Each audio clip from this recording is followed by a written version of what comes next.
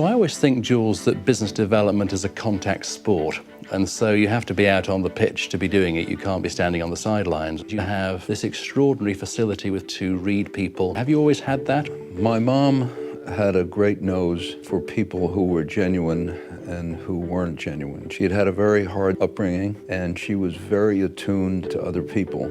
So it helped to bring out what I would call my more sensitive sides. And of course, in our case, Simon, when I first met you, I saw a kindred spirit, somebody else who really paid attention and had an understanding of other people. It's interesting you mentioned your mother, because my mother used to say when we were children, I want you to feel as comfortable speaking to a duke as a dustman. One day I was coming out of my apartment and I did bump into our garbage man who I'd got onto conversational terms with over the years. And then later that evening I had a dinner at which the Duke of York was there and I chatted to. So I rang up my mother the following day and said, you know, today I have spoken to a duke and a dustman, and I tried really hard to be exactly the same person.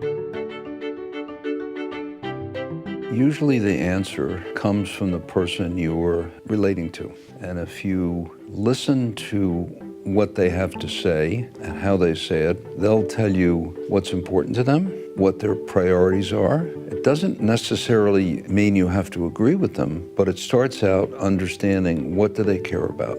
Listening is really important. What people say is only a fraction of what they want you to know. It's about how they hold themselves, the facial expressions, the energy in the room, because it's the whole experience which gives us an insight into what the real issue is.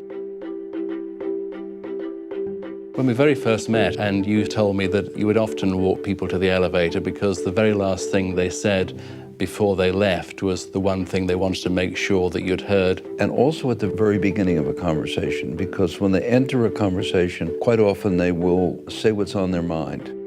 What's very important in establishing a rapport is to recognize the other person. And one of the ways you recognize them is, number one, pay attention. Number two, remember their name. When I meet somebody, I will say, I'm sorry, I didn't hear your name. And so just saying to somebody, would you mind? You're also saying, I want to remember your name.